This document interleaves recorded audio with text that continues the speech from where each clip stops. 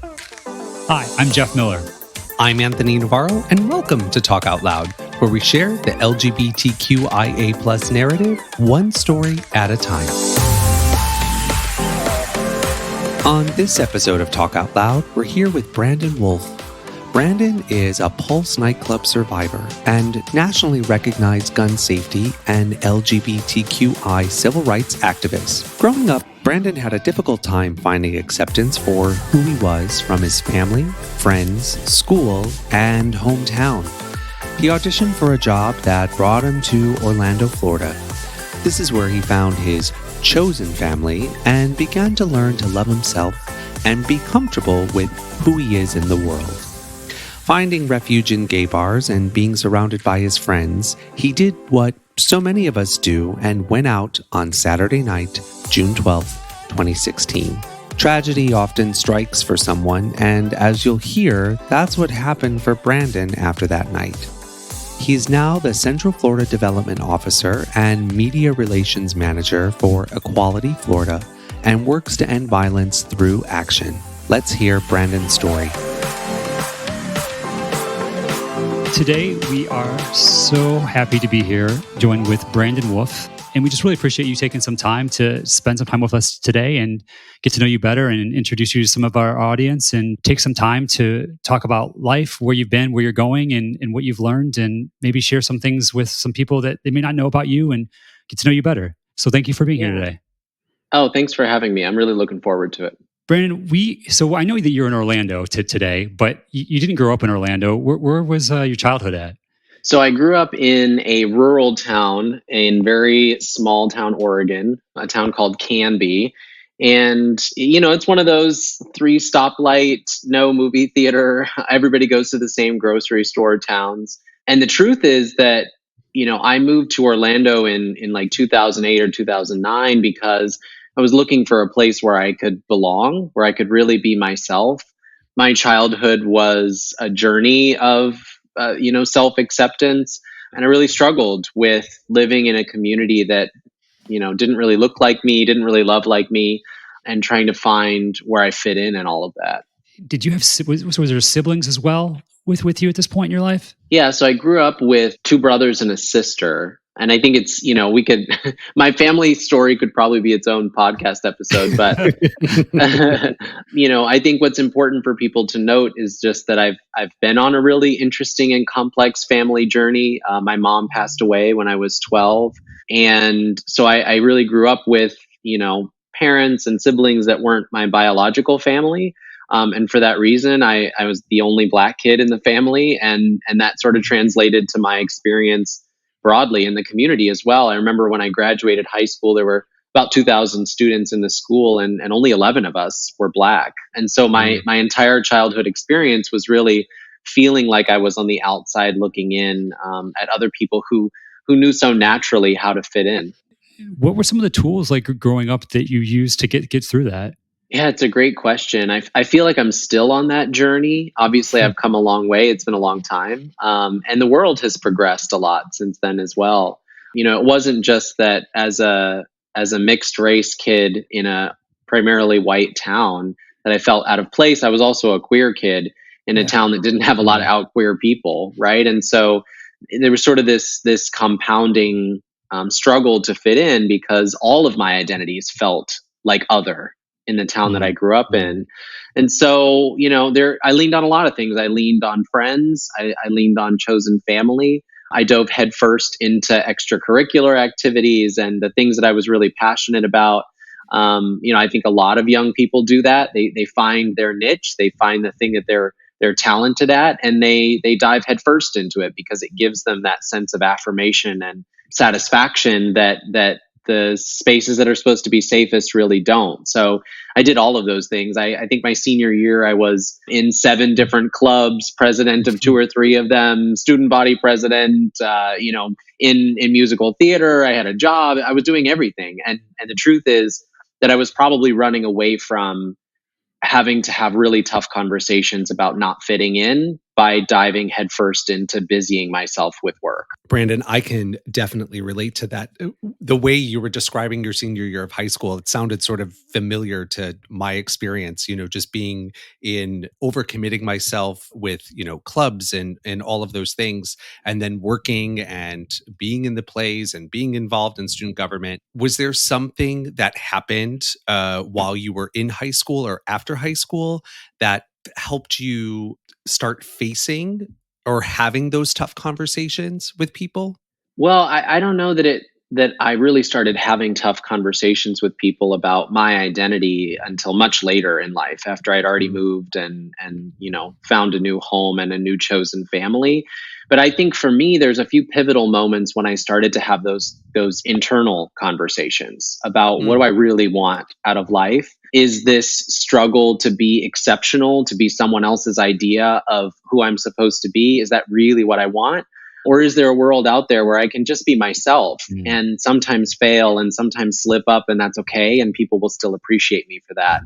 And those conversations, internally really started to happen senior year of high school, freshman year of college, when I started challenging the idea of what I needed in a support system around me. The people that had been my friends since elementary and middle school probably weren't the best people to be around. They weren't the most affirming people. They weren't, the most accepting people. I had to do an overhaul of those friend groups. And when I went off to college, I was looking for that, new environment. This is where I belong. I'm finally breaking free. And it turned out I went to a state school. I went to the University of Oregon. It was essentially an extension of my high school graduating class. And so I mm, didn't find a lot of those things that I was looking for. And, mm. and ultimately, that's what caused me to pack two suitcases and move 3,500 miles away to a place I had never really been to. So that place we're referring to, I believe, is Orlando, right? Yeah. So Yep. what brought? I mean, was there anything particular that said, "Hey, Orlando," to you? Yeah, honestly, I didn't choose it. It wasn't an active choice. I worked for Starbucks for about 12 years before my current job. I had a job at Starbucks when I was in college, and I was sitting in the back room, taking my 10-minute break, eating a bagel that I had likely, an expired bagel that I'd found in the refrigerator, because that's all that I could afford to eat at the Right. time. And my shift supervisor came in the back room, and she put the school newspaper in my hands.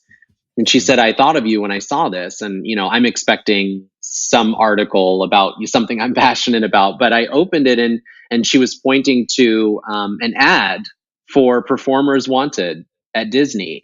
mm. And I thought, you know what? If there's a place where I belong, I bet that's it. These are the things that I love to do. I love to perform. I loved music at the time. I'm just going to do it. I'm going to try it. So I called my grandmother, and she flew me to San Francisco to audition for Disney. Mm. The funny story about that is that I actually thought it was a singing audition. I was hoping to double major in music in school. When I got there, they're like, sorry, this is a dance audition. And I thought, well, I've never taken a dance class before, but we're going to go with it. We're going to roll with it. We're already here. And I thought for sure I just bombed it. But a couple weeks later, I got a call, and they said, we'd love for you to come and perform. And at the time, I was thinking probably Los Angeles, right? Yeah, I'm sure. living in Oregon. LA is just down the road. And when they said Orlando, I thought, well, that's absolutely terrifying. But you know what? I'm never going to get what I want out of life if I keep staying in my comfort zone. I'm just doing it. You're going to stay in the same Mm. place you were. Yeah, that's interesting. Just going back a little bit. So, some of the stuff you were doing in high school, was it involved in the arts as far as with the acting or singing? Yeah, I did a lot of work in the arts in high school. I went to nationals a couple times for speech and debate. We also won the state theater competition with several of our shows. So we were, it was a pretty big commitment, I would say, at the time, because we were a fairly competitive arts and performance school. Yeah. And I loved doing it. I loved spending, as much time away from home, diving into the things that I was most passionate about as I could. So you show up to Orlando with your two suitcases. Um, what was that like when you first arrived?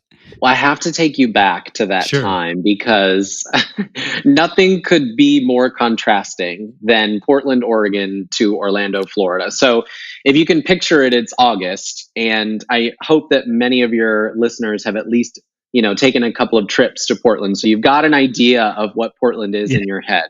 And it was exactly like you're imagining it. It was overcast. It was maybe a little rainy. I had my little windbreaker on. I'm certain I had rain boots packed into my bag. And I touched down in Orlando. And for those of you who've not spent time in Orlando, it's always really hot. And August especially is like, it's like the surface of the sun outside. And on top of that, it's not quite like Los Angeles hot, where it's dry and feels really nice on your skin. It's like being in the shower with the Sauna heat hot, turned right? on high. Sauna hot, yeah. So you can imagine I stepped off the plane into this brand new environment, and the first thing I wanted to do is buy a ticket home. I was like, I don't know if I can do this. This is a really big leap. Yeah. But I also immediately, as soon as I touched down, I could feel how different it was. I could feel how multicultural it was. I could feel how inclusive it was.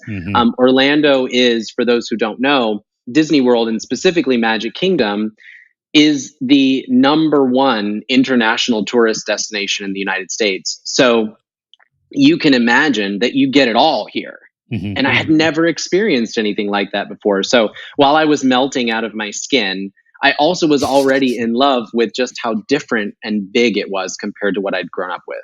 Wow. Yeah, that's a good reminder. Yeah, and if anyone who's been to Disney, I mean, I think it was the first time I went there as a kid who I grew up in South Bend, Indiana, and I remember going down there, for a family trip, as a lot of people do, at maybe to the age of 12, and seeing on the people's name tags all the different places that they were from.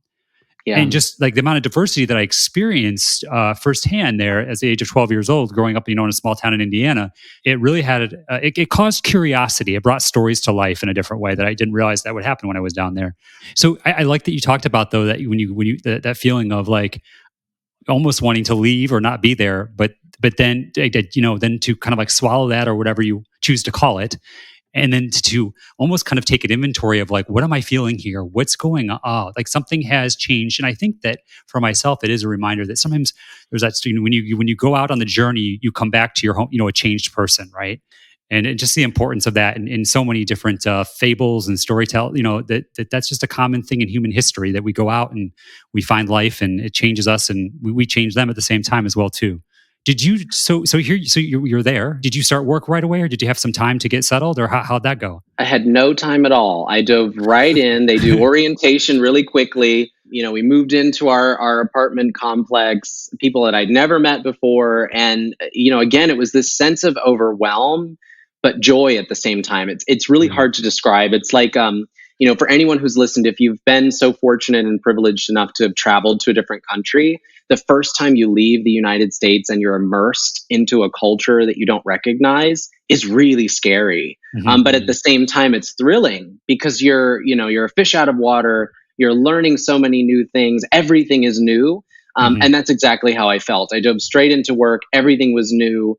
Again, I remember I had not ever taken a dance class before. So I spent really several years learning to perform in this environment, making new friends, meeting new people, struggling a lot of the time.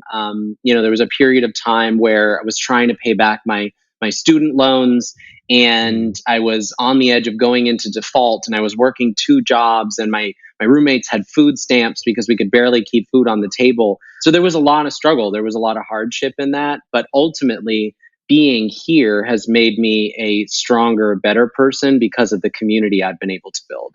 So, Brandon, earlier you talked about your chosen family. So now you're in Orlando, you're, building your career at Disney. How easy or how difficult was it for you to make friends, and not only friends, but sort of those chosen family friends?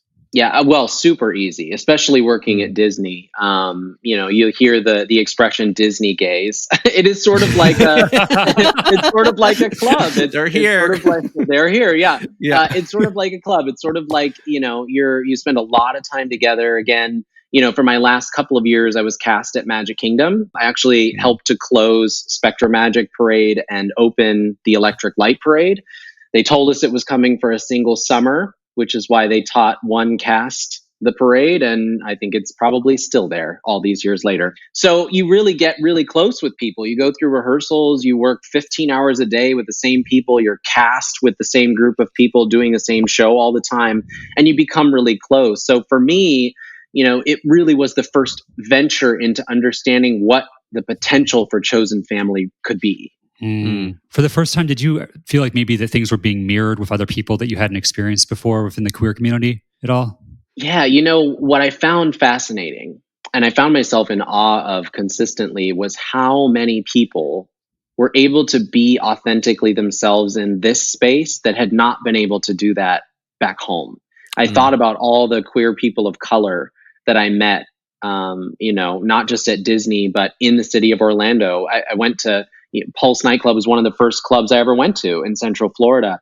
And to be in that space, to be in spaces like that with other queer people, with other queer people of color from different backgrounds, different parts of the country, different parts of the world, that were finally able to find a space to be authentically themselves was incredibly empowering. And I felt like I spent, several years just gleaning the sort of hope and optimism that others were radiating because I had such a shortage of that in my childhood experience. Brandon, was Pulse really the first gay bar, big, large gay bar that you ever went to? No, it was not the first gay bar I went to. There was this this club called The Escape in downtown Portland that I used to sneak off to in high school. Sorry if my dad is going to end up listening to this, but I used to say I was going to my best friend's house and we would get all dressed up in our high school best and go to this under 18 like juice bar club. So that was really my first experience with clubbing, but moving away and going to a place like Pulse was really my first foray into being an adult queer person and being in a space where I could really just be whoever I wanted to be. I wasn't worried that, my dad would find out or worried that I would have to look over my shoulder, but I could just be who I wanted to be.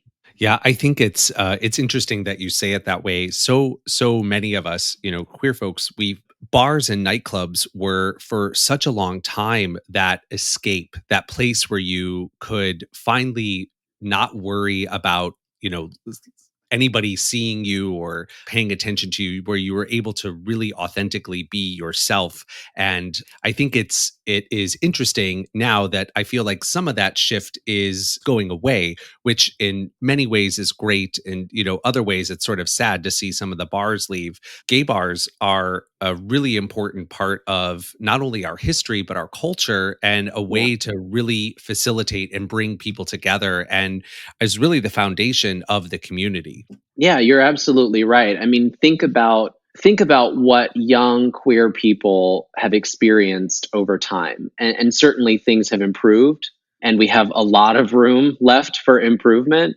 But think about the spaces that are safe for our peers that are not part of our community, right? They could go to school and feel safe. They could go home and feel safe. They could go to church and feel safe. And those spaces weren't safe for people like me. I didn't feel safe at home. I didn't feel safe at school. I didn't feel safe at church. I might have put on a brave face and people would see me smiling in the hallways and overachieving and excelling like they expected me to. But at the end of the day, I didn't feel safe being me, authentically me.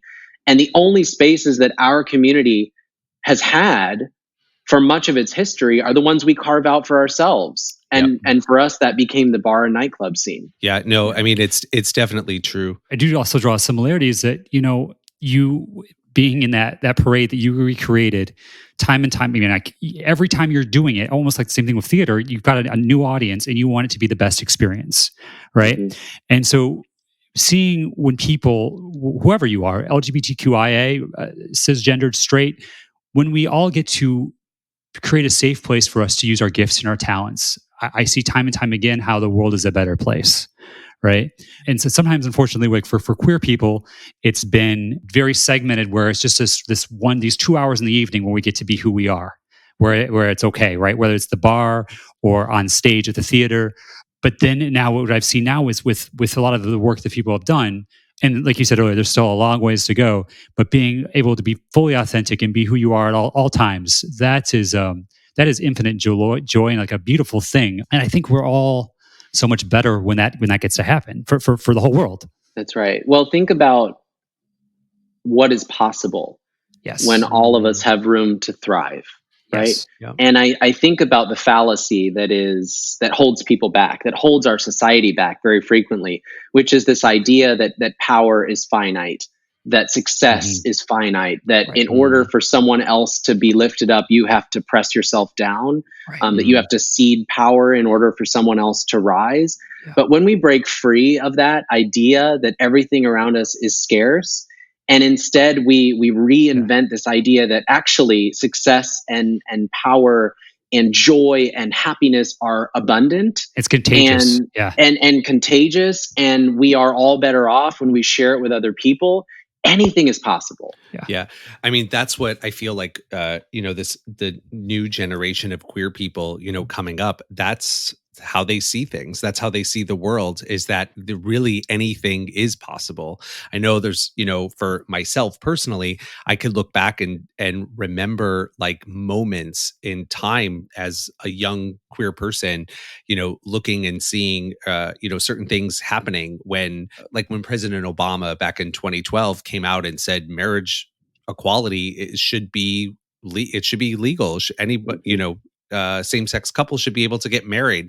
To have the leader of the free world say that on national television, I mean, it was a life-changing experience. And Yeah. I think when you open up and you're having those conversations and those experiences are happening, you're right, like anything is possible, and that's how really we start creating the change in the world. Yeah, that's absolutely right. And that's what I was looking for when I moved 3,500 miles away from Mhm. home, was a place where, people didn't treat me like I had to overcome my identity, but rather that Mhm. my identity allowed me to thrive because it's what made me special. Yeah. Yeah. So I guess building on that, and I know that this is probably a much larger conversation to have, but so being a part of the community, the LGBTQI community, have you ever felt any discrimination within the community? Yeah, sure. And I think when we talk about the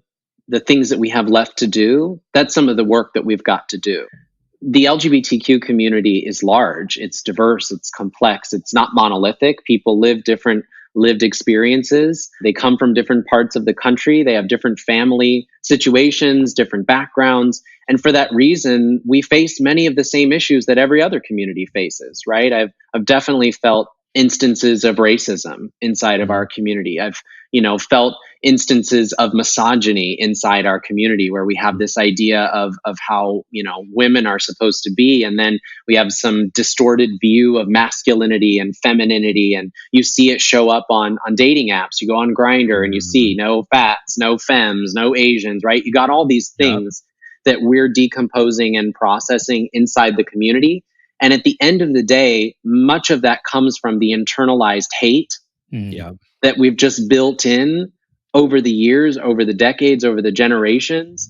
And the only way we begin to unpack that is if we have really tough conversations about it, if we're Yeah. honest about it, and if we're willing to see the world through a new, brighter, bigger, more inclusive lens. Yeah. Yeah.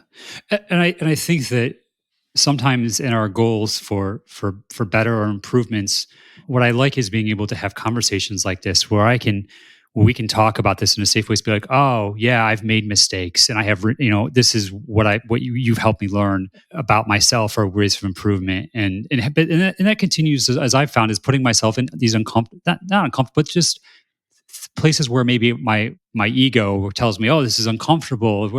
Well, yeah, it is uncomfortable, but we're going to learn. So that's exciting, right? On the other side of this uncomfortability is growth and expansion for all, and for a better world. At least that's been my personal experience with stuff in my life, at least. Yeah. I wish that we allowed each other more space and more grace to do that. I think Yeah.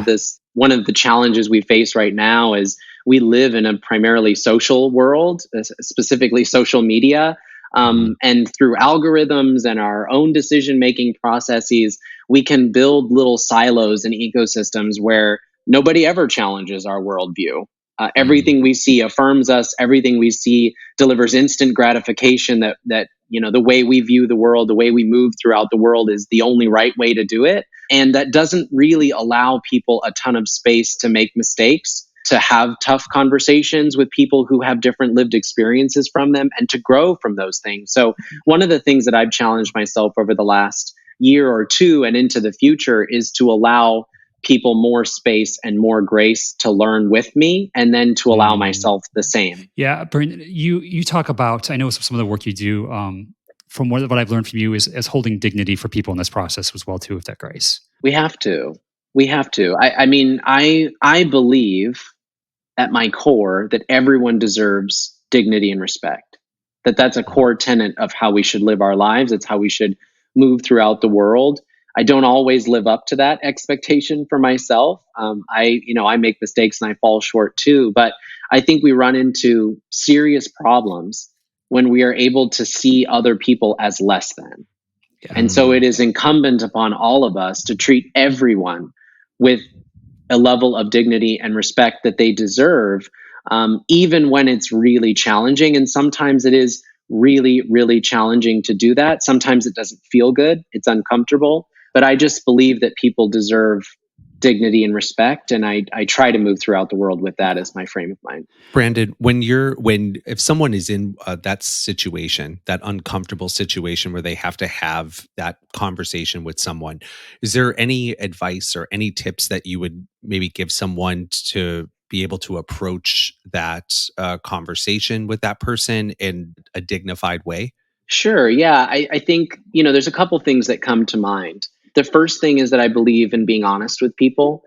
We had a saying when I was still with Starbucks. It was clear is kind, Yeah. unclear is unkind. Yeah. And so I try to be as clear as I can with the people around me, that people understand where I'm coming from, that people understand when they've maybe said or done something that didn't sit well with me. Mm. And also to be clear, when I know that I've done something, I can feel it. I can just feel it in the way we're interacting with each other, that I've done something that it doesn't sit well with the Yeah. other person. I'm clear about that Yeah. in That makes saying, sense. hey, I need you to call me out. I feel like I said something uncomfortable and I'd love for you to help guide me through that process. And I think the other thing that comes to mind is that everything is about trust and relationship building. You can't barrel into a conversation. This is where things like Twitter and the Facebook comment section just drive me absolutely crazy. Is that you can't barrel into a conversation with someone that you know nothing about, that Right. you've never interacted with, and then expect to beat them over the head with your Yeah. worldview and change their Yeah. mind. It's not going to work. The times when we actually have an impact on people are when we've taken the time to build a real, meaningful relationship with them, Mhm. one that's built on trust, so that when I say things like, I think about my dad, who I disagree with on most everything.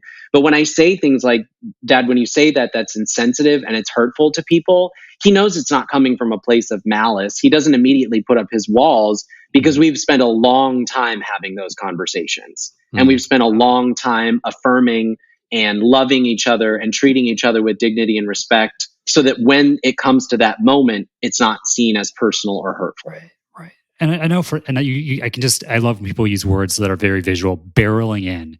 I mean, that is just, I think we can all have felt that, or at least I know I've felt that. And I know Yeah, that when I'm there, you're imagining the Twitter avatar right now of the person, you know who yes, Yep. they are, who Yep. jumps into the comments, and they take it from a 1 to a 13 in about 10 seconds. yes. I wanted to talk to you also, Brandon, about your friends Drew and Juan. How did you guys meet? So I met Drew in 2014. We actually met on a blind date, well, sort of half blind, because like any good millennial gay, I had totally Instagram stalked him. I had named our children, was all the stuff. We were definitely getting married. Um, and I remember it vividly because I'm also inherently an introvert. So it takes me a lot of time to work up to specifically one-on-one interactions. I get nervous, my hands get clammy. You can put me on stage in front of 10,000 people and that's fine, but sit me across the table from someone and I Mm. get Yep. really nervous. Yep. So I had to work myself up to this situation. And I remember, standing there in front of my mirror in my bedroom, like, okay, he's going to ask you what your favorite color is. The answer is green. He's going to ask you what your favorite food is. The answer is tacos. Like, you're ready for this. You got this. And so I pulled up to PF Chang's, which was also just super rich because I hated Chinese food at the time. So I was like, everything that makes me nervous about this is put in place. And I remember seeing him sitting there waiting for our table. We ordered a drink. We were sipping on our cocktails, and he said, "Okay, I have a question for you." And I thought, well, this is what I've been preparing for. It's why I was standing in front of the mirror all night. And he said, "What are your thoughts on the for-profit healthcare industry and its impact on American consumers?" And I thought, somehow the answer green doesn't seem to fit here. But I had, part of my little martini glass. And so I told him how I felt about predatory for-profit healthcare in America and, how detrimental it is to people and, all of that. I said, "Why do you ask?" And he said, "Well, because I work for an insurance company, so I just wasn't sure where this was going to go."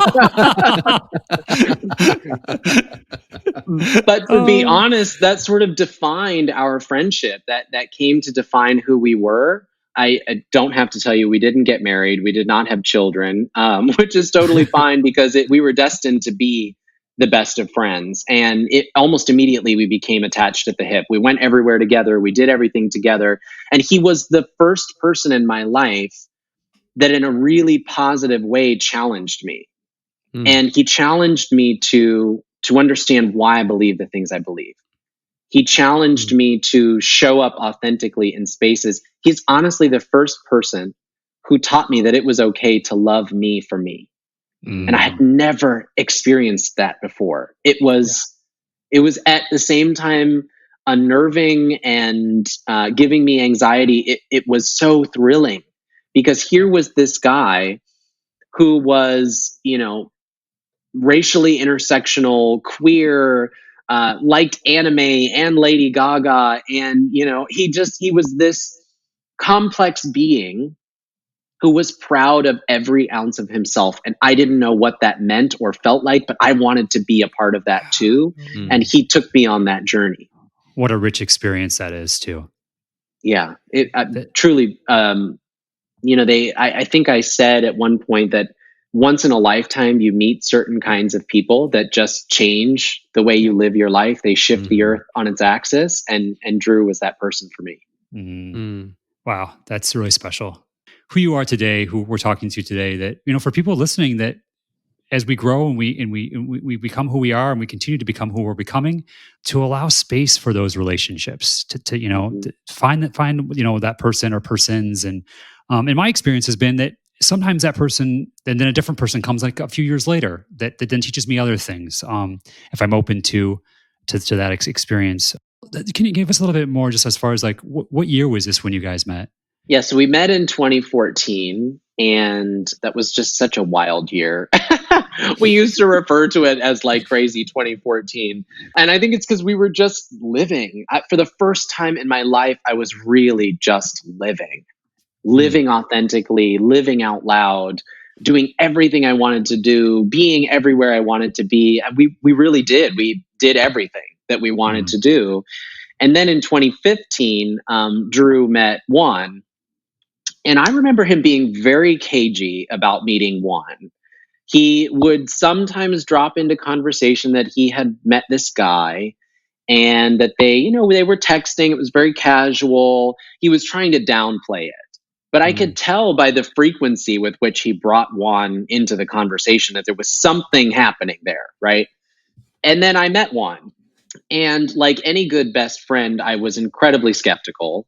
And I did all the things you're supposed to do. I made up nicknames for him. I gave him the wrong address to a restaurant one time just to see if he would really show up. I wanted to put this guy through the ringer because if you're going to be with my best friend, then you better be good enough for him, right? And the way that Drew had changed my life, I didn't want him to expel that energy on anyone who I didn't think deserved it. Now, he thought everybody deserved that and treated everyone as if they were the greatest thing since sliced bread.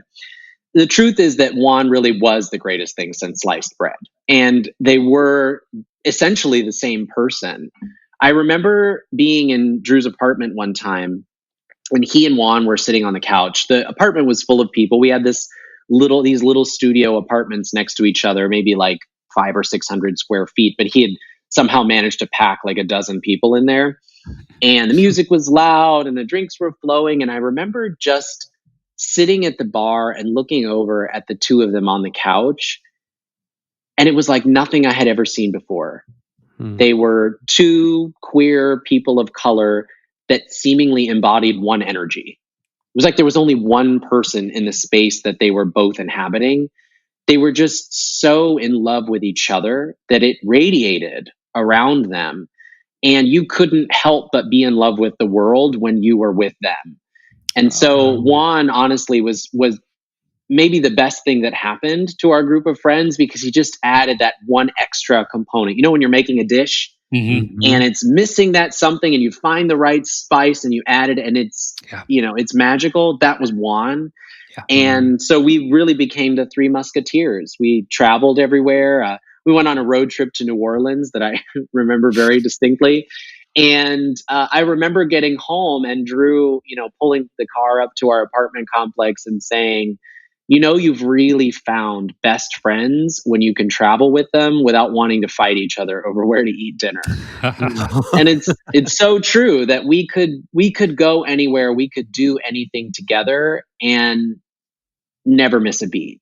And I'm just so grateful and fortunate to have had those experiences.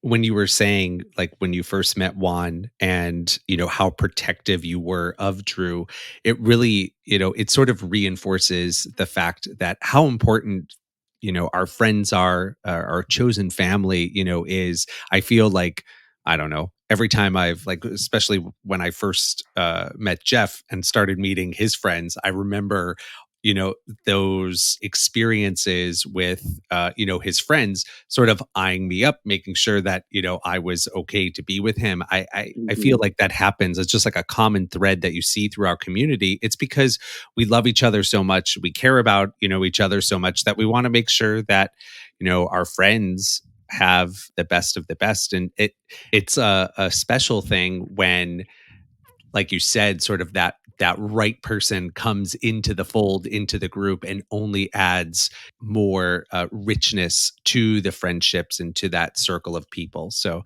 that's a really special thing when that happens. It is, yeah. And Drew had dated other people. We'd been friends for a couple, or I guess over a year at that point.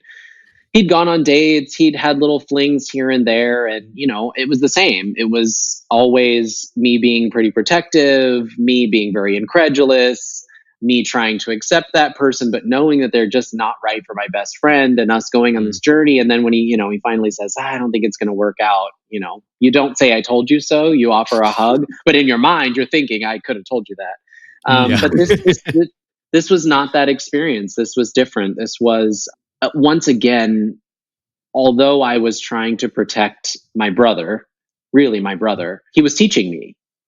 And I think what I learned from Drew and Juan was that I deserved love too. And that's something that I really struggled with as a kid. I struggled with the idea of being a queer person of color, that being queer meant I didn't deserve to fall in love because it was something that was wrong, that being a person of color meant I would never be accepted inside of our community because I didn't fit the standard of what beautiful is inside the queer community. Drew and Juan changed that for me. For the first time in my life, I saw what they had and I believed I deserved that. Yeah, that's really important. And I think all of us can relate to that. Anthony and I dated when we were 25, 26 years old. And it, I dated other people off and on, and I was in and out of the closet and stuff like that. And I had never really felt like someone really loved me the way that Anthony loved me. And so it actually got to the point where I couldn't be around that because I wasn't able to love myself yet. So we separated for, we went apart for 10 years until, I finally began to love myself. And then, we're together today. But I felt so uncomfortable being around that love in those early years. Yeah. It's almost like you're standing in the sun.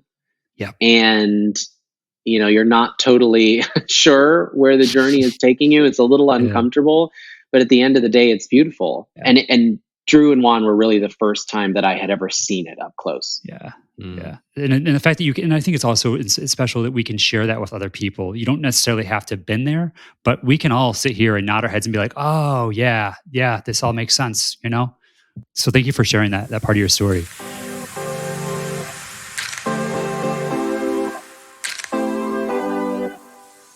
I just kind of pause for a second because we know what happened.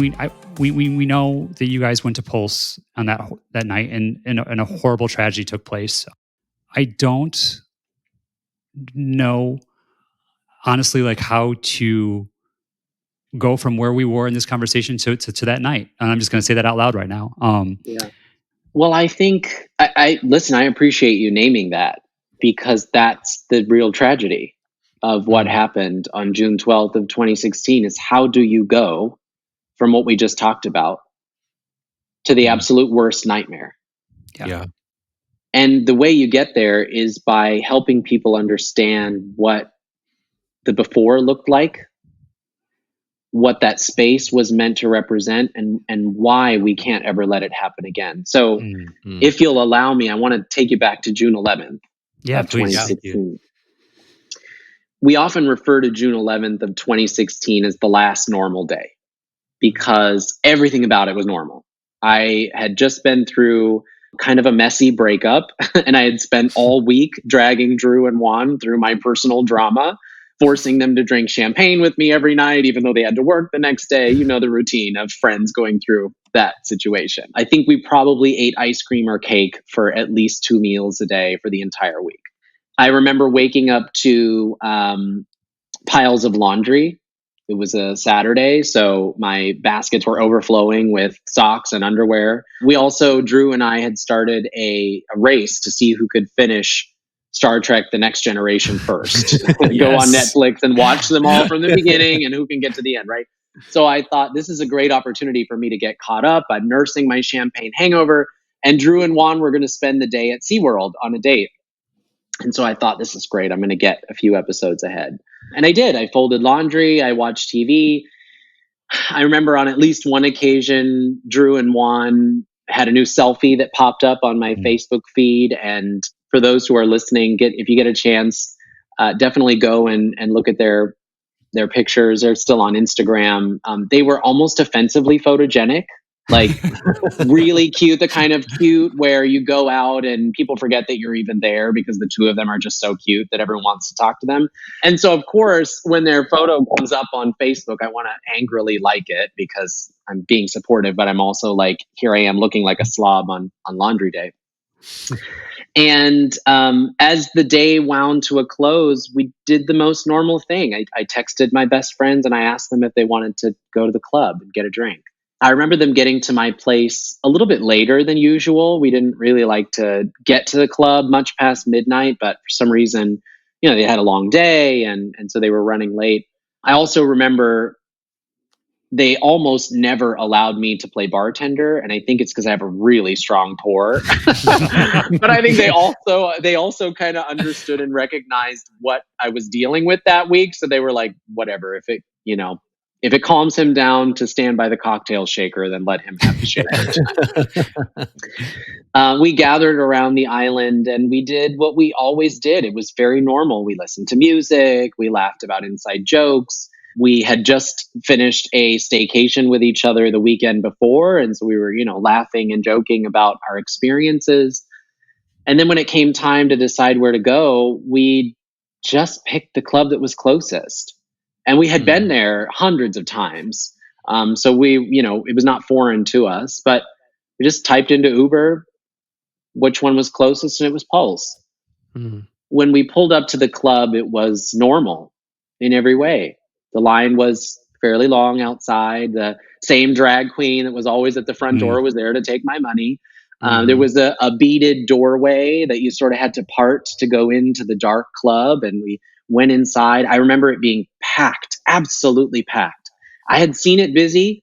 I don't know if I had seen it bursting at the seams quite like that. I remember the music being really loud, the crowd being really joyous. I talked about safe spaces, and Pulse was that. Yeah. Pulse was the place that embodied all the things that I talked about with Drew and Juan. Was there in that space because it wasn't just the three of us who felt that we could be ourselves, be authentic. It was everybody. Yeah. It was the place where I could finally wear those skinniest pair of jeans without, being afraid that somebody would call me a faggot, to be Yeah. honest. It was the place where I could hold hands with someone without looking over my shoulder for the first time. Pulse was our home. And so that night we navigated, we could have navigated it with our eyes closed. We made Mm. our way through the crowd to the back, to the same bartender we always went to, ordered the same drinks we always ordered. I think she could see in my eyes that I needed a double because she made it a little stronger than normal. I remember dancing and feeling so free that all of the weight of the world would melt off there in the middle of the dance floor underneath this huge disco ball that would spin, where we were just us. Mm. And no matter what was happening outside, no matter all the drama I was going through personally, I could just be me in that space. And it's exactly what I needed that night. I remember Drew had a master's degree in clinical psychology. And when he had a drink or 5 or 6, he would offer free therapy sessions. And that night he had one in store. I think he had been working on it for several hours. He grabbed my hand and he led us outside onto the patio. It was warm. It was summer. So it was warm outside. The stars were in the sky. And he started talking about love. He started talking about community. He talked about how frequently we allow the little things to get in the way of how much we care about each other. He started talking about how our own fears of inadequacy drive us away from the people that love us the most because we're afraid they will see us as not enough. And he had this way, he had these really long, gangly arms, and he would drape one over your shoulder when he was about to make his point. And he draped an arm over my shoulder and he said, "You know what I wish we did more of is tell each other that we love each other." Yeah. And for me, that encapsulated that space. It encapsulated that night. It encapsulated our friendship. I know he was talking about my recent breakup and he was trying to warm my heart a little bit. But I also knew he was talking about something much bigger than that. Yeah. That in those words, he was sharing with me how much he appreciated the chosen family that we had created and how he wished that other people would spend a little more time creating chosen family like ours. I remember us wrapping that conversation. We went back inside. We continued to dance. I remember us passing the manager of Pulse at the time, Brian, and it was like clockwork. And we passed him at the same time every night at the same spot. And he would always be carrying a tray full of fireball shots. It's like, I don't know how he found us, how he sought us out. But every time he would approach us with these fireball shots, and he would say, "You guys want a shot?" And simultaneously, Drew would say yes. I would say no, because fireball is absolutely vile. And of course, Drew always won. So we would always end up taking a fireball shot. And we did that night. I distinctly remember thinking, this is a terrible idea. I don't want a shot of fireball. But before you know it, it's down the hatch. I remember just before 2:00 in the morning, having this realization that we were really too old to be closing the club. We needed to go home. Our feet were tired. We needed to go home. And so we decided that once I had an opportunity to go to the bathroom, we would call an Uber. I stepped into the bathroom around 2:00 in the morning. And I can tell you that for whatever reason, everything about the next few moments are the most vivid memories I have of that night. I remember above the urinal, there was a colorful poster with some of the painted faces of our familiar drag queens on it. They were so happy and joyful. I remember stepping over to the sink. I remember that on the edge, on the rim of the sink, was this half-empty plastic cup that sort of had a mash of alcohol and lime in the bottom. And it looked like it might fall off if someone didn't move it. I remember how cold the water is coming out of the faucet. And I distinctly remember the first sound of gunshots. I remember feeling confused. I remember conferring with the other person in the bathroom with me. It seemed like maybe it was a music malfunction. It sort of syncopated with the rhythm of the music in the club. And then I remember about a dozen people coming into the bathroom with us, and they looked like they had seen the purest form of hell. And it was at that moment that the second round of gunshots started. And this time it was this unrelenting bang, bang, bang. It was so loud that you could feel it. And then there was panic. There was this debate in the room about whether or not we should try to hide or run. And then the realization that we were in a men's only restroom, that there were no stalls to hide in, that there were only urinals and us crouched against the wall. Our bodies were like stationary targets in that moment. There was this smell of blood and smoke that came into the bathroom that I feel at times I can still smell when I'm sleeping.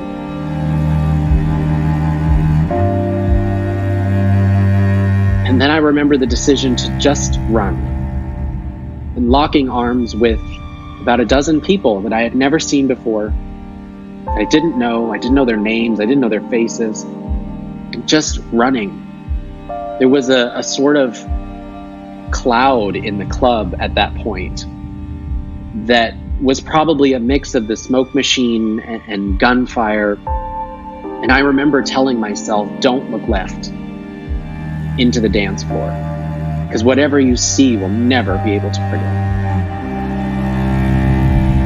I remember there was a sliver of light in the back of the room from a door that I had never seen before.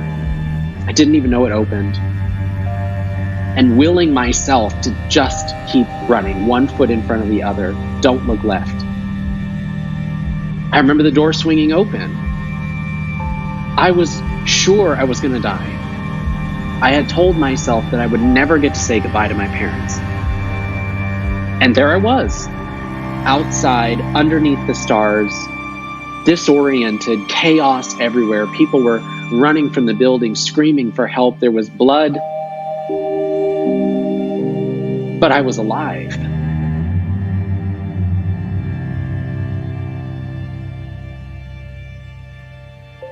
I remember making my way down the sidewalk. The police started to arrive. They had assault weapons strapped on with bulletproof vests. And then there was a moment where I was on the sidewalk outside the club, this relentless bang, bang, bang in the background. And it was like I hit a wall. Like there was a physical barrier on the sidewalk. I hit this wall and I collapsed to the ground. And someone's tugging at my arm, telling me, we've got to go, we've got to go. And I looked up at them, and the only words that I could get out of my mouth were, they are still in there.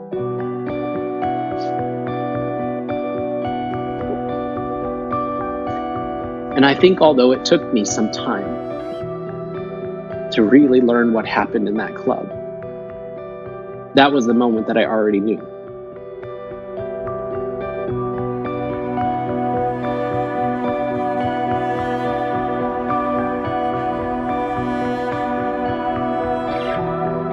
Still difficult to talk about. I think it's just so important, although painful, to share, because it's so easy for us to write these things off as inevitable. It's so easy for us to see it scrolling on the bottom of the CNN screen and turn it off and go be with our families and our friends. It's so easy when it's someone else's community to pretend like it could never happen to you. But the truth is that inside the LGBTQ community, this is what we've always been afraid of. That showing up authentically, that being ourselves might cost us our lives.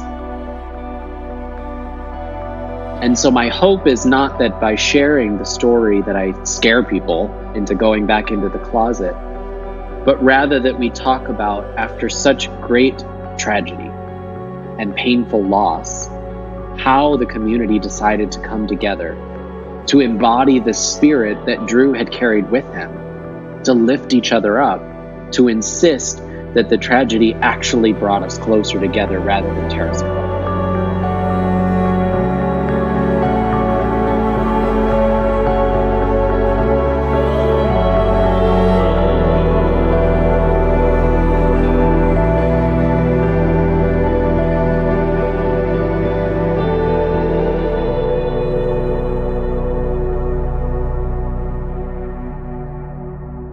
I know for me, the day that, the morning after everything happened, I mean, I can vividly remember that morning for myself where I found out that this happened. And that night, I was in Chicago at the time, and there was a vigil that was going to be held outside of the community center. And it was put together by the center, obviously fairly quick. They didn't know how many people would come, and originally they were just going to do it right inside in the lobby of the community center. And very quickly, the massive a number of people that showed up pushed out. They had to move it outside onto the street, and the police showed up, and they had to barricade the streets and close the street down because there were just hundreds and hundreds of people that showed up. And there was for us, in Chicago, being not even necessarily having any connection to anybody in Orlando, that what you said, Brandon, was right. That it was like our greatest fear, came to life. It was staring us in the face. And uh, I mean, for myself, I remember just being there surrounded by strangers holding candles and everybody in tears, not knowing what to do. Yeah. And when that was over, it was almost like, I don't know, it was like like the unspoken truth. Mhm. We or just like an unspoken thing to do next. We went to the bars, and Yeah. everybody went in, and it wasn't, business as usual, because there was this heaviness in the air that night. And I remember talking with my friends thinking, can you even imagine? I can't even imagine sitting, being who you are, being you, doing your thing. Like we've all done this for years and years and years and years, and for it to be disrupted like that. So Mhm. you're right. I mean, the ripple for within the community, I mean, it was immediate. It happened right away, where everyone, I shouldn't say everyone, but so many people within the community, all around the country, all around the world, felt the Mhm. impact of what happened in that club that night. Yeah. That's right. Yeah. And, I think what's important to remember is bringing it back to the way we talked about Pulse in the beginning of this Yeah. discussion. Yes. Pulse embodied the safest of spaces Right. Hmm. because that was the only place where we could be ourselves.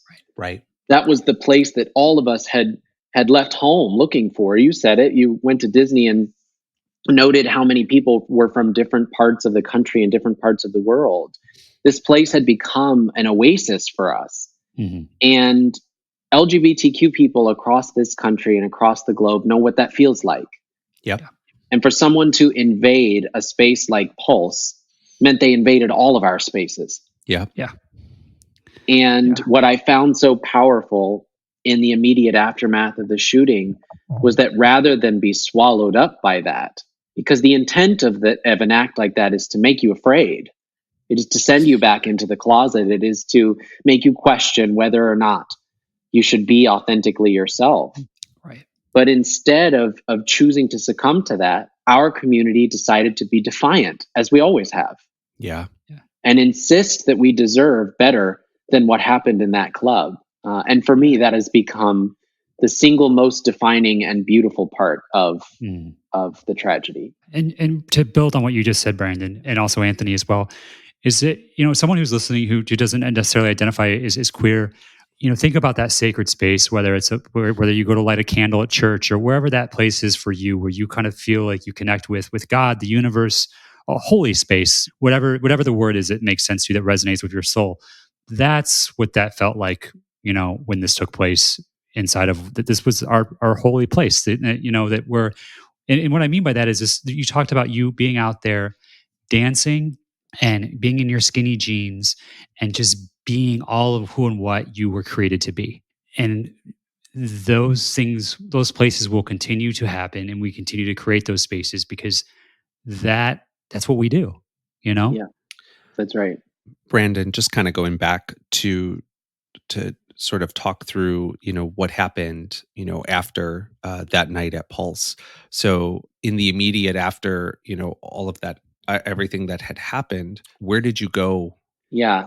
Well, I think I can paint a picture of the timeline for you. After leaving the club, police directed us to go away from the area.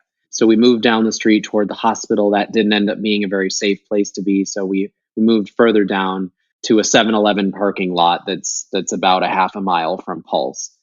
Hmm. And we essentially set up base camp in the parking lot. That's where we started to make phone calls. We were charging phones. We woke several friends up who came and brought food and were working shifts trying to get information. At that point, Drew and Juan were still missing. I was doing the thing that all of you can probably imagine doing. I was calling them over and over Yeah. and over again, every time a little bit more desperate than the last one. I remember posting on Facebook that there had been a shooting inside the club, that I was out safe, but that I could not find Drew and Juan. Please give me any information that you have. Drew's mom saw the post and reached out to me. I asked her to make her way to Orlando. She said, "Is it a I should come tomorrow emergency, or you think I should be there right now?" And I said, I really think you need to get here right now. From there, Drew's mom waited at the emergency room. She thought for sure that if she would learn any information, it would be there. She waited outside that emergency room all night. She went home, I think, on Monday morning briefly. But in the meantime, on Sunday afternoon, we finally left for my apartment. We left our 7-Eleven base camp and went back to my place. And we sort of set up base camp there. There were people coming and going all day with food and doing laundry and all of that. I was sort of in a blur. At this point, I still had not slept at all.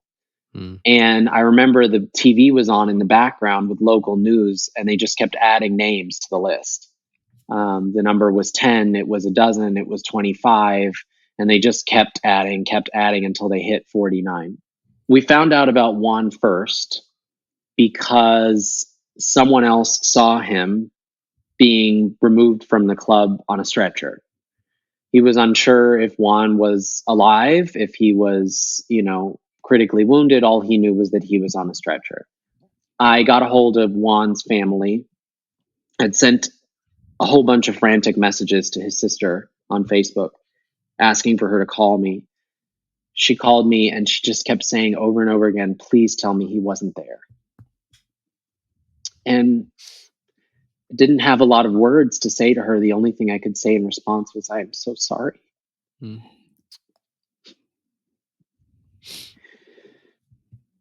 But you have to go and find your brother. I don't know where he is. I don't know what hospital they took him to, but you need to find him. I remember his mom wailing in the background. Juan was the baby of the family.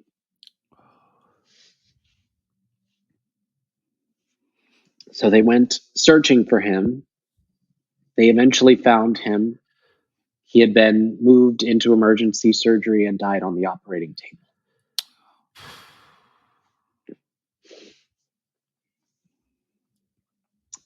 I believe Juan had been shot 10 times.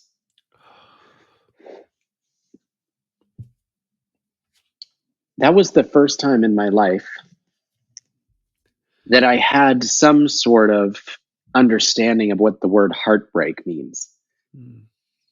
I feel like heartbreak is sort of a cliche, right?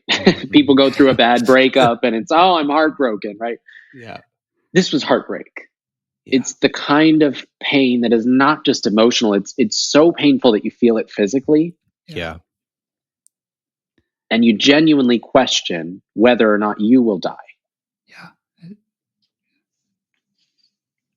So I processed that. I drank a lot of alcohol that night. I went to bed. I woke up Monday morning. We still had not heard news of Drew. His mother was at the facility that they had set up for families to wait for information. There they had local police, the mayor, the FBI, and they would come and bring updates to the family. By this time, Drew's mother had gone viral for a video of her on, I think, ABC Nightly News asking for information about her son. Yeah. So everybody knew Yeah. that we were looking for Drew. And there were name after name after name being added to this list. And she was growing more and more frustrated with not hearing any information. And she went into the room with these law enforcement officials. She said, "You've seen my face everywhere. You know who I'm looking for. You say you've identified everyone in that club. Where is my son?"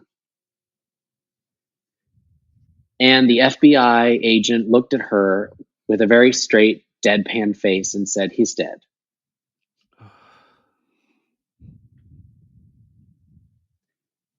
And so, in the most casual, off the cuff way, we learned that Drew had never made it off the dance floor.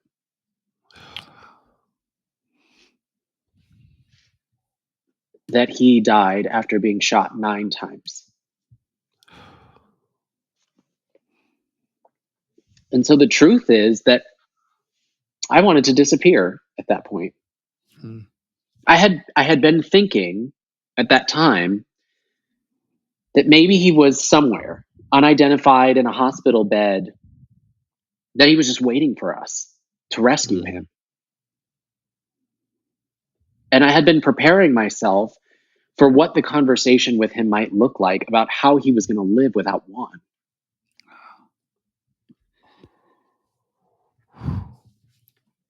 And so that was the closure that we got. And I remember thinking maybe I would just go to bed and never wake up. And that might be the better outcome for me than having to navigate a world without the person who taught me to love myself. Yeah. But that didn't last very long because I'm a stubborn person and I don't particularly like people speaking on my behalf. I have words I can use on my own. So I made the mistake of turning on cable news for the first time. Drew had gifted me this, one of those satellites you stick in the window. So you could get some channels for free, And so I turned on cable news for the first time. I had not listened to what the world was saying. I had no idea what people were talking about. So the way that everyone else was processing a terrorist attack and, the Muslim community and Donald Trump's tweets and Hillary Clinton's campaign and all of that was not in my world. I describe it like being in the center of a hurricane. In your 4-foot radius, it's quite calm. You're in the eye of a hurricane, but you can see the world moving like a bullet train around you. Yeah. So that's where I was. I was in this space. I was really having trouble digesting how the world was processing our tragedy. And I flip on the news. It happens to be Fox News. So you know how that went. And and they were talking about us. They were talking about Orlando. They were talking about Pulse. And it was not a single person on that screen looked like me. Not a single person on that screen was talking about the way that Drew and Juan lived, only how they died. And I was furious about it. Because in that moment, I understood what so many communities come to learn when they're the center of a tragedy. That if you let someone else narrate your story, you will be erased from it. They weren't talking about the lines of gay men wrapped around the local LGBT center trying to donate blood who are being turned away because it's against the law. They weren't talking about the undocumented family members who wanted to get mental and physical health resources after their children had been shot and killed in a nightclub, but were afraid to because the gatekeepers to care were the FBI and they were afraid they would be deported. They weren't talking about us. They were talking about everything from their own perspectives. And so I decided in that moment that although it would be scary, although it was nothing like what I was doing at the time, I was a store manager at Starbucks. I had worked for 5 years as a dancer at Disney. Although it had nothing to do with what I was doing professionally, that I had to tell their stories. Because if I didn't, no one would. And then they would be 2 of 49 faceless victims until the end of time. So I started to share my story a little bit. I shared it with President Barack Obama and Vice President Joe Biden. I shared it with Secretary Clinton. I shared it with anyone who would listen. About 6 days after the shooting, we'd already held a funeral service for one, and we were getting ready for Drew's memorial service. I remember there was a debate about where to host it because we wanted a space where everyone could feel welcome. His family, his extended family, is religious, so we knew that we would likely have it in a church of some sort. But we wanted there to be at least enough physical space that everyone could have a seat. So we settled on this beautiful cathedral in downtown Orlando. It's absolutely stunning. And we thought, well, there's seats for about 800 people. That means everyone can have one if they want one. We got to the church that day, and it was packed. It was standing room only. There were over 1,000 people in that church. And it's because that's who Drew really was. He was the one who brought us all together like that. It was fascinating to me because I knew all 1,000+ faces. I might not have met them before. I might not have spent time with them before, but I knew them through him. His mom asked me to be a pallbearer, which is a really scary job if you've never done it before because you don't want to mess it up. She asked me to help carry the casket down the aisle. So there I was, one foot in front of the other, carrying the casket. And I found myself gripping the bar so tightly that I thought my fingers were going to go numb. And the truth is, I didn't want to let go of Drew until I'd found the right words to say goodbye. Yeah. So we got to the front of the church, and I looked down at his polished wooden box, and I made a promise to him. I said, I will never stop fighting for a world that you would be proud of. And for 4.5 years, that has been my North Star. Every time it gets hard, every time we go through another tragedy, every time we get knocked down and told we don't matter and told our voices don't belong, I think back to the promise that I made to him with the understanding that it was never going to be easy. Yeah. The world that Drew would be proud of is one that we all deserve. Yeah. And it's going to take a lot of work to get there. What you learned from Drew, and what we're all learning here together with you is that we don't have to wait until that day happens for us to have that feeling and truth about ourselves today. That's right. Yeah, that's right. If I learned anything from this experience, it's that you never know how good you have it until it's gone. And what Drew said that night resonates with me today. I wish we said I love you more often. Yeah. Yeah. And to his point, and what you've shared as well is that I know from my life sometimes that we have like these big problems, sometimes that we think of like these things in life that are insurmountable, but it's those little things that I don't realize how important they are that maybe steal love from myself and for other people throughout the day, And so thank you for the reminder of that. What kind of a world would Drew be proud of to live in? Oh my gosh. Do we have another podcast episode where we can dive in? Part 2. Yeah. No, listen, I think it's a world where everyone is treated with the dignity and respect that they deserve. Yeah. It's a world where no matter who you are, no matter where you come from, no matter who you love, how you identify, that you belong. that you're Mm. valued exactly as you are. And that means a lot of things. It means we have to solve the gun violence epidemic in this country because we cannot claim to treat everyone with dignity and respect while we cast aside their lives in favor of antiquated laws that don't work. It's a world with comprehensive non discrimination protections for our community. It's a world where queer young people in school have space to be themselves without having to be afraid. It's a world where we don't bankrupt someone for breaking their arm, where we don't criminalize people for being poor, where we don't allow police violence to run rampant without doing something different about it. The world that Drew would be proud of is a world that treats everyone better than the world we're in today. I think it's possible. I think it's very challenging to achieve. We're never going to agree on how to get there.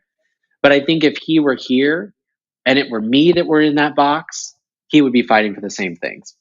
Mm. It's interesting when you said sort of just what the arc of the type of world that Drew would want to be proud of. I think so much now of sort of just the difference in generations, and especially within the LGBTQI community. This younger generation coming up now, I feel like it's just so different in such a positive way than even how it was 4 or 5 years ago. And when you said that it was the world being a place where people can just be themselves, I see it there. I see it in this next generation of people who they just they just are who they are. And I think that, for such a long time that was the mission of the LGBTQI, movement. It's been what so many people have fought for and marched for. And I think that if anything, right now, that's for me, that's the hope that that world is possible with the change, sort of this change of guard with the next generation of LGBTQI people. I think often about how easy it would be if I only decided to fight for one thing. Mm. How easy it would be if I just decided to pick one battle Yeah. and let a win on that one battle be sufficient for me. But when I think about the world that Drew would be proud of, the one he deserved, by the way, the world that Drew deserved, it has so many components to it. Yeah. And when I think about the word violence and what that means for people who are around me today, they deserve a world free of violence as well. Yeah. And that can mean a lot of things. When I see someone who Right. is struggling without a roof over their head, I think about the violence that's being inflicted on them every single day. Yeah. When I see someone who is struggling to keep their children fed, they're working 2 and 3 jobs, but they're drowning. They can't seem to get ahead. And we continue to keep on and keep on. I think about the violence that's being inflicted on them every single day. The world that Drew would be proud of is a world where all of those people belong to, where we understand that getting ahead in life is not about stepping on each other's backs, but about locking arms with each other. That the only way we're going to make it through this thing is if we do it together. And only then, only when we really commit to doing that, it's hard work, but only when we really commit to doing that can we achieve what's truly possible as a society. So obviously, your life has changed now in this time period, and you do this work. And I guess what I'm trying to say is, I know for myself that sometimes when I try to do things on my own, it can be a little overwhelming. But you talked about locking arms, and I've realized that, like, in any good thing, if any project I've been a part of, like that, when I can come together with other people, what I'm able to accomplish. And Mhm. where did you go from, Brandon, from being this person um, who was working, a different career than you're totally in now? How did you start to lock arms with other people? Well, it's been a very interesting and meandering journey. I think it's important for people listening to understand that it's not as if tragedy strikes, and then people have been groomed in the wings waiting for this moment to rise up as, Right. future leaders in the movement. We fall on our faces, we make mistakes, we go through a process, and we also are going through a process with our own trauma, right? And there's days where being a leader doesn't feel very good to me, and I need to unplug and hand it off to someone else. But it really started in July of that year. So just about a month after the shooting, we were sitting in Drew's apartment. His landlord let us have it for an additional month. And we were sitting around the island talking about his legacy and talking about the things that he was most proud of. We started, saying, well, what would a legacy for Drew actually look like? How would we keep the best parts of him alive? And the answer was pretty obvious when we started to talk about it. One of the things that Drew was most proud of in, I think it was the year 2000, I want to say, he was going to school at Seminole High School in Lakeland, Florida. And for those of you who are not in Florida, Lakeland is very rural. It's, when it's very quintessentially Florida. So Yeah. he's going to this school, which might not have been the most welcoming environment for him at that time, but he was passionate about creating spaces for people to be themselves. And so in that year, he launched the school's first Gay Straight Alliance program. And his goal was just, I want to create a space where people of all identities can hang out with each other and learn more. And so when we thought about the legacy that we wanted to create for him, that was the answer. We wanted to help to make spaces for young people to be themselves. So we launched the Drew Project that month. He also named it. That was the name of his social media handles. And he liked to doodle while he was at work. So we also designed the logo. It was all made very easy by Drew. He was setting us up for success. And so we launched the Drew Project that summer, and we've really spent the last 4.5 years doing exactly what I just mentioned. We authored and produced the country's most comprehensive curriculum guide for those Gay Straight Alliance programs. We have a mini grant program where we give away a certain number of dollars a year to GSAs across the state of Florida for them to do programmatic things. And then we have our Spirit of Drew Scholarship Awards that we give away every year to future up and coming LGBTQ leaders. We've given about $75,000 in scholarships away so far.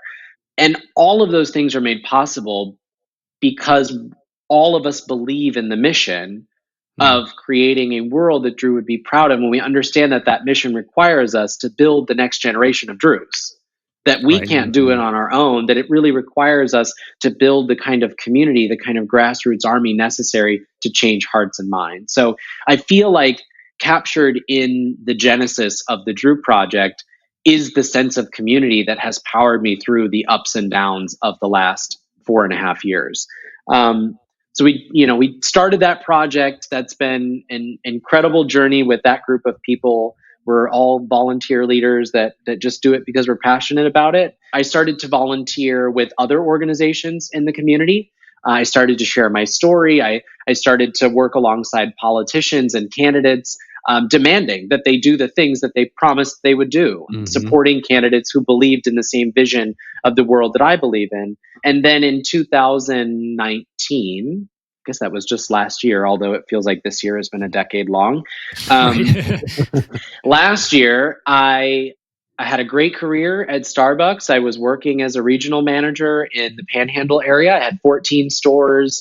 I was very comfortable doing the things that I had been doing my entire professional career, but something was gnawing at me, that using all of my free time to go and speak and share my story wasn't enough, that I was still somehow standing on the sideline and not doing my part. And so in January of last year, I left my job at Starbucks. I came on staff at Equality Florida. We're the state's largest LGBT civil rights organization.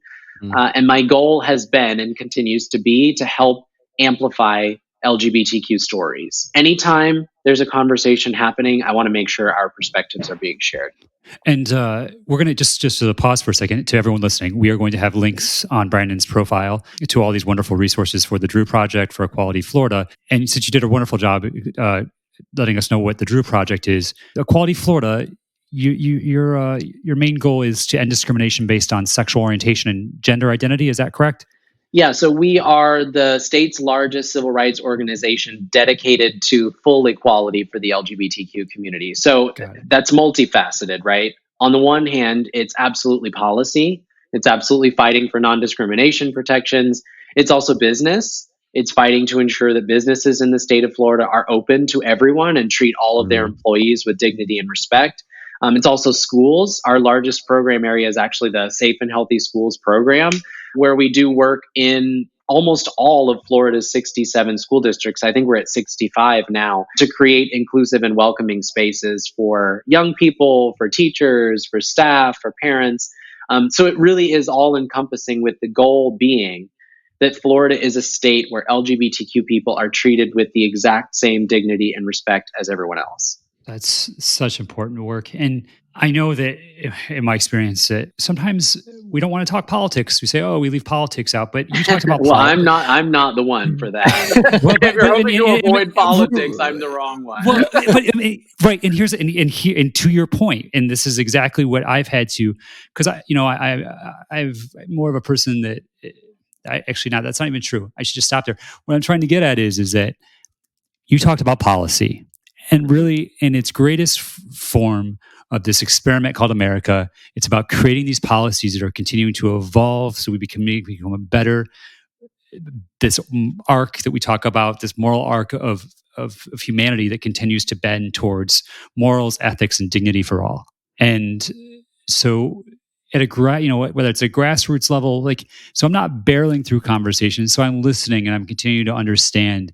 And I know, at least for myself, that it's also important for me to be able to listen to, like, when I'm talking to people maybe that have been on the opposite side of the issues that I'm at, to understand that, oh, like, maybe how some policies have affected their business, so I can grow and understand that too. But then also then they're listening to, like, how this is affecting my life experience.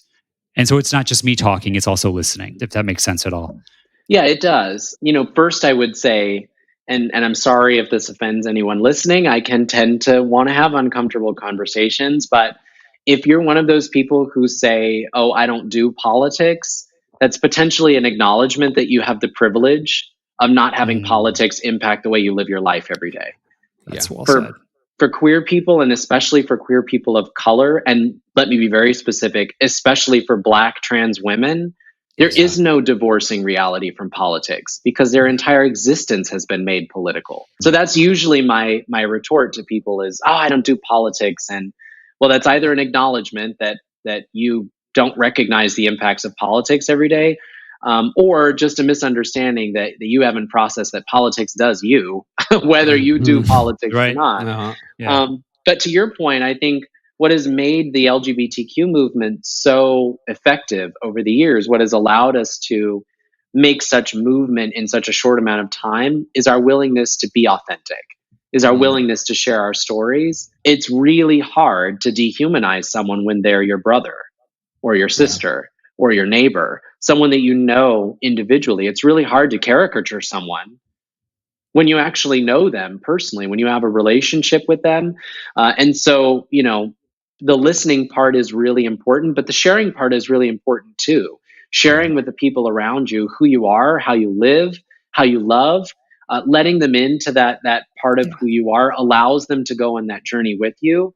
I will say you should always protect yourself. You don't want Yeah. to, expose yourself to emotional and physical harm, but we make the most aggressive strides in the fight for full equality when we are willing to share our truths unapologetically. That's part of why I started sharing Drew and Juan's story. It's part of why I share the bits and pieces of my story that are sometimes uncomfortable and ugly, because I know that the only way the future generation of me's are going to have it better than I did is if I open people's eyes to the experiences they're living now. It's well said. Yeah. And Well said.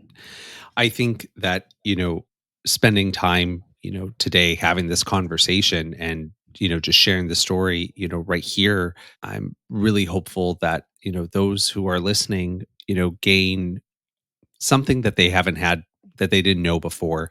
I know for me, I feel like I feel like I gained a wealth of knowledge, just listening to you share not just about Pulse, but about your own experience and your own journey. And it is important that we continue to listen, like you said, because that's how we learn from other people. But it's also not being afraid to let people know who you are, and making sure that, people know that their brother, their neighbor, their cousin, whoever it is, may be a little bit different from you, but really in the end, we're all here and on this journey together. Yeah. Yeah. Yeah, absolutely. Yeah. Yeah. With that being said, Brandon, I think we just want to just stop and just say thank you so much. We love you, and we really appreciate being able to listen to your story today. So thank you so much for being with us. Thank you. Much love to you both as well. And I'm grateful for everyone who tunes in and listens. Please understand that we're on this journey together. I've only shared little snippets, but know that every one of us struggles. Sometimes we fall down. We all go through moments where we're not sure if we fit in, where we don't know if we belong. But I truly believe that together, anything is possible. So well said. Awesome. Thank you, Brandon. Thank you. Thanks. We want to thank Brandon for sharing his story, and for the reminder that if we don't tell our story, someone else will. Visit Brandon's profile on our website to learn more about how you can be a part of the Drew Project's mission to spread love across the nation and promote gay-straight alliances. By doing this, we're helping set up the next generation of leaders to help honor all 49 lives lost at Pulse Nightclub. Together, we can create a world that Drew would be proud to live in. Thanks for listening to this episode of Talk Out Loud. If you're enjoying the show, please subscribe, rate us, and share with a friend. You can also follow us on social media at Talk Out Loud Live. If you or someone you know has an inspirational story and a member of the LGBTQIA+ community, we'd love to hear from you. You can reach out to us on our website at www.talkoutloudlive.com. You can also get your official Talk Out Loud gear in our online store. Thanks again for listening, and remember to be true, be you, and to talk out loud.